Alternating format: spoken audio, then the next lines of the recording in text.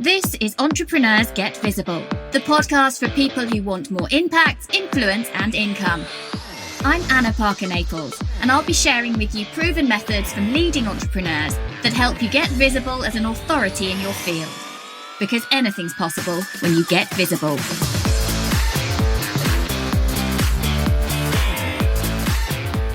In this episode today, which I'm doing as a live Facebook broadcast as well as a podcast episode, we are talking all about how to self-publish, because obviously I have just been through this process and I wanted to share it with you whilst it was still fresh in my mind. So those of you who don't already know, my first book, Get Visible, How to Have More Impact, Influence and Income, went live on the 20th of November 2019 and went straight to number one across 11 categories. I say straight to, there was quite a lot of work on my part to make that happen, but went to number one across 11 categories of business, entrepreneurship, marketing, careers, self-help and personal guidance. So I want to talk you through exactly what the process has entailed. I had no knowledge of self-publishing before I began this journey. I just knew that I was willing to do it and learn it the hard way so that I could refine it and share with other people my learnings afterwards. So I guess this podcast episode was always in the back of my mind as I went through this journey. Now, if you want to know why I decided to self-publish or the other options open to you or anything about my book writing experience, go back and look at previous episodes. I think you need episode 20 on how to write a book proposal, episode 40 on things on the book writing process, and episode 42 on everything you need to know about choosing which method you're going to go down. But this particular episode is all about how to self-publish.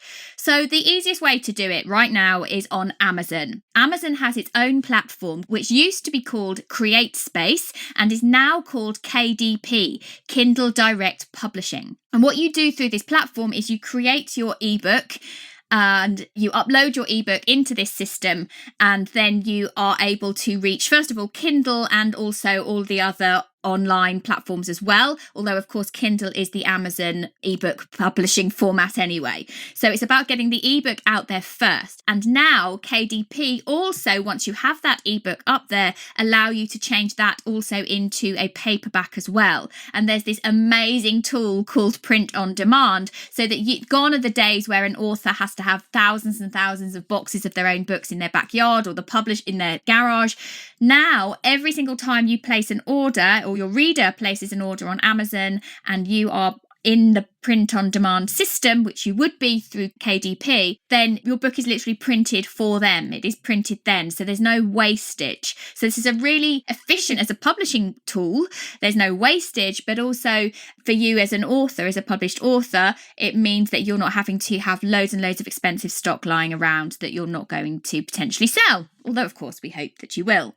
So I knew nothing about this process in the first place, and I want to talk you through how it works and what you need to be considering. So Kindle Create actually allows you to upload your finished manuscript. So you want to have your manuscript, your finished document ready to go, which is in a Word format. And for me, this was a bit tricky because I predominantly work in Pages and my editor was working in Word. So there were a few formatting issues that weren't working on Pages and Word. So in the end, in order for me to view the document, I actually did buy Word to put it onto my Mac as well, which was a bit annoying because I always use Pages, but that's just one of those things that we ended up doing.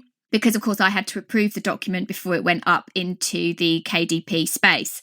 So what happens then is you upload your manuscript, your Word document, into their own service called Kindle Create. And you have to download Kindle Create. It's their package for actually designing the look of the book. Although you have done a lot of formatting yourself already, or your formatter will have done that, and you want to get someone who knows what they're doing because this is an important part of the book. Actually then you upload that in there and you can choose some of the templates that they already had, what title and page might look like, what your fonts might look like for your headers, and it's standardized across the whole book. So it's helping you a lot with that process, and you can edit within that system. The only thing that we did find with that system is that when my editor had done something her end, she couldn't then send me the Kindle Create program. We had to make sure that she was uploading her end and then I could see it once it was live. So we couldn't actually share those files, which was a little bit annoying. I do have to say that I think that's a bit of a flaw in the system. But the Kindle Create system on the whole is really effective and really good. You have this finished Word document that you put up into there. You can go and get this whole view of what the book looks like. When you're happy with it, you can then upload it into the KDP publishing system. To have a KDP account, you have to be an Amazon member. So you just create your Amazon account. But who isn't an Amazon member these days? I can't imagine why you wouldn't be. I know lots of people do deliberately boycott Amazon, but I think as an author, you need to be on there. So get that account done. Go to Kindle Direct Publishing. We'll put a link in the show notes for this as well. So once you've got your book up there for the ebook, you're creating the ebook first. You are then going to make sure that you design your cover for your ebook. And to let you know about this, depending on the formats that you're putting out there, you're going to need 3 different covers. You're going to need a cover that is designed for ebook, for Kindle, which has specific dimensions and things you need to consider.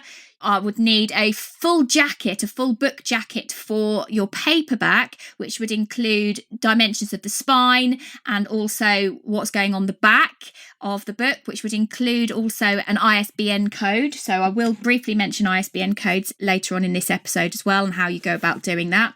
So that would have to be there, and you might want an image on the back as well, but you want to have that kind of brand consistency. But you can't create that cover until you know what's going on in your formatting for your book, because the size of the book and the size of the jacket really depends on how many pages are actually going into your book. So the formatting has to be done first. So you have this kind of interesting time where everything is just waiting for that formatting to be done. We actually did do a mock-up of the potential book design, but we couldn't go ahead with it until we knew the size of the book. And it's all those fiddly little bits that I had no idea we were going to not struggle, but that were going to hold us back in some way. There is actually on Kindle Create, if you don't want to work with a designer like I did, then there are options for you to use some of their templates. They're quite basic, but if you just want to get it out there and get it done, you do have those options too, and that is free within the Kindle Direct Publishing forum, and there's images and all sorts that you can have on your front cover if you wanted. But I would encourage you to get a good designer because you want your book to have impact. You want it to stand out on the bookshelf. You don't want it to look like it's just full of stock imagery. So there are options. If you don't want to pay for anything extra, you can just go ahead and do it, but really stop and think about how you want to position your book. So then at the back end of Kindle Direct Publishing, you have to add in a description of your book. So this is the kind of marketing bit of your book, if you like. This is why people might stop and buy your book. And this is important. And it needs to have some keywords in there as well. So you do need to think about what people are looking for. So write a really good description that is not what's inside your book necessarily, but is like sales copy. So it might be at this point you want to get a copy editor involved in what you put about your book and a little bit about yourself as well. You obviously want to have thought long and hard about the title of your book, and I'm not going to cover that too much today, but needless to say, you want to have people to see that cover, to know what it's about, to see that title, know what it's about, and know whether it's for them or not. And that is kind of a core concept when you're creating your book in the first place. And it might be that you start with one title like I did. My book started as Invisible to Invincible. And actually that didn't feel like a command, a compelling command or an action enough. So it became Get Visible, which actually feels much better and give you a much stronger decision as to whether the book is for you or not. You then have to enter in 7 keywords. So these are, again, like tags might be on a podcast or you might put on your YouTube. So for me, that was business, small business, entrepreneurship, marketing, self-help. That's 5. I had 2 others as well. They might all be very similar, but it's how Amazon is going to know where to put your book in terms of which charts it might, if it does well, where it might go into. So you want to be thinking as well about which categories it's going to go in. And this is really important in Amazon. You get 2 categories. So you get 2 categories for your paperback and you get 2 categories for your ebook. Now, I actually made the decision to put both of those formats into the same categories. They're very, very niche how you build them together. So mine went something along the lines of business, entrepreneurship, and there was another level to it. And then it went into health, family and well-being, personal development, and then self-help. So there were several subcategories of category. Now, what some people do at this stage is that they go and do lots and lots of research, which you should be doing anyway if you're writing a book. Do lots and lots of research to similar book titles and what is the smallest category which has very few books in it, so that if you go out, you could potentially get number 1 or in the top 10 much easier than a kind of heavyweight category like business and entrepreneurship like I went for. And people do that because they want that badge that they're a number 1 bestseller, which, that's an amazing thing to achieve. Personally, I wanted to make sure that my book was in the right categories and that I wasn't kind of fudging it, if you like. But that is a technique that some people do use to try and get that number 1 best-selling tag. So you get to choose 2 categories, the ebook and 2 for your paperback. So you could make those different choices. So then what happens is you make a decision about what kind of deal you're going to do with Amazon. So there are a couple of choices here. So you can either go exclusive. So if you go exclusive and give them your worldwide rights and you can't take it anywhere else for a period of time, I can't remember what the length of time is. I wish I knew that for this episode. I have a feeling it's a minimum of 3 months, but I might be wrong there. So you need to have a look at what the deal is that Amazon offers. And if you go with exclusivity, you get 70% of every book sale that goes out there. I'm talking now for the ebooks. If you go for non-exclusivity, you get 35% of every sale that is made. Now, ebooks, they're usually quite good value. So mine went out initially at 99p and is now at $3.99. So I'm not getting oodles of money for every purchase, but I am getting the majority of the income. There's also a different deal for your paperback, again, that you need to look and consider. And you need to think carefully about this. Do you have dreams of having your book on a bookshelf somewhere in, say, Waterstones? Because that's one of my hot lists. So I was careful about what rights I gave my paperback to Amazon. And as a result of that, I will get less income, but I have more opportunity to get my book into other places and actually in physical bookshops as well, potentially down the line. So today's episode is really about just Amazon, and I will do another episode in a little while, a few weeks' time, about how you get yourself into other bookstores online and potentially into the physical bookshops as well, particularly if you're self-publishing. So then you create the ebook, you create the paperback, you create the deals, you make those agreements with Amazon about the pricing.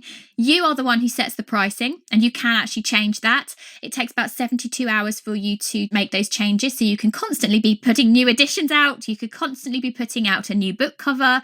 You could constantly be putting out new pricing. There's also all sorts of things you can do in terms of setting your pre-order. You can decide what date your book is going to go live. And I think it was 4 days before it goes live, the final version of your manuscript has to be live on the site 4 days before the pre-order starts. You can set your release date, so that's quite flexible as well. You can set your price, as I said. You can decide if you go and do a further promotion within Amazon by joining their Kindle Unlimited program. I decided not to do that because there's lots of intricacies about, again, exclusivity that I didn't want to hit because I want to go into other bookshops. But many authors actually do this as a full-time business. They write multiple books and they are hot on when those deals are going out because your book will get seen by more people and people become quite strategic. So they might have their first book for free, but maybe they've got a series of 6, particularly fiction authors. So do your research into what kind of deals Amazon does and why they work for people. What's amazing about this is when you've got it all together, when you've got the manuscript up and you've got your cover, particularly for your paperback, you can then go in and view it. Now, we actually, despite the fact we spent a long time designing the cover and doing the formatting, when we came to put it all together in their launch previewer, what happened was that we'd been very close to the margins with our formatting. And in the end, we'd used a particular font that was quite swirly.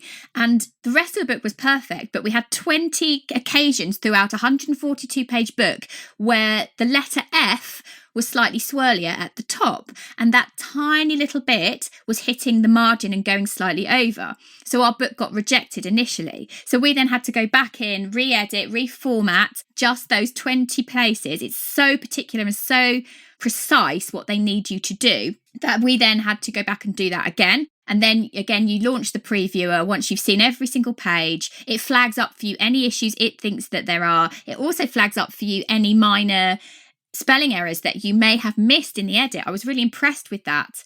So yeah, that's an option as well. Now, I just want to talk you through options that you've got for going away and learning about this stuff, because I didn't just completely wing it. So the first place that I would recommend is, I've talked a lot about the Hay House Writers course. There's also an online course, and at the moment it is a waiting list for it. Now that Hay House course I found is a really good port of call. It talks you through the Balbeo self-publishing that they have as well, but it does teach you how to do it for yourself too. So have a look at that. I've put a link in the show notes for it. I believe, and certainly was last year, that if you buy the online writers course, you can apply for the US competition, where not only can you self-publish, but you can also learn how to do a book proposal and put it in for the US competition to become a published author with Hay House, and a self-published author winning a $5,000 contract through their self-publishing arm. So it's worth the fee of that online course just for that. It may not be the same, so don't take my word for it, do your research, but the link is in the show notes. The other place that I found really good for getting an overall view, I like to have lots of different people's opinions on how to do this stuff. I went to Udemy, I never know how you say it, and I typed in self-publishing. I've put the link in. There's all sorts of different courses. See which courses are getting loads of really good reviews. Those courses are often really good value. I also wanted to do some learning with a hybrid publisher who really knows this field, and not just somebody who's whacked a course up and is just sharing their own experience. And so have a look at a course by Authors & Co. and Abigail Horn. They have something called Publish, Positioned and Powerful, and it's their signature program about self-publishing. And I have put a link to that into my show notes as well. Fabulous course, talks you through it. It's very much an auditory course. It's an audio course with some downloads, and it walks you through most of the process, and then it shows you the back end on video of the KDP system. So that is an affiliate link in there. Go to the show notes. It's a great course. And finally, a book that I found really, really useful is a book called Successful Self-Publishing by a lady called Joanna Penn. When I found this book on Amazon, when I was looking for self-publishing books, I couldn't believe it, because I knew this lady's name. And you know how some name is going through your head and you think, I know this. Where's it from? How do I know this name? And I realised that actually we had both at the same time been included in a blog article many, many years ago when Audible was releasing in the UK its ACX program, which is called the Audiobook Creation Exchange, because I was the first audiobook narrator to pioneer that in the UK, and Joanna was the first self-published author in the UK to pioneer the Audiobook Creation Exchange system, and they had written a series of blogs all about us. I'm actually going to put that in the show notes as well if I can find it. It's a very, very old article, back when my life was obviously all audio focused. So Joanna's book is short, it's to the point, it takes you through the entire journey, and it also gives you lots of information about non-Amazon self-publishing options as well, which I will be talking about in an episode coming at you in the next few months as I go on this crazy journey of Get Visible, how to have more impact, influence and income further out there so that many more people buy it. I've just this morning got my first positive review. Of course, they're all positive. My first review from someone I don't actually know, which was just tremendously exciting to know that the book is out there having that impact on people's lives and their businesses. So if you haven't got a copy, go out, get it. Get Visible is in the show notes. Buy a copy and let me know what you think. Thank you for listening to Entrepreneurs Get Visible. To get your free checklist on how to raise your profile and to find out about our community, go to annaparkernaples.co.uk/get visible.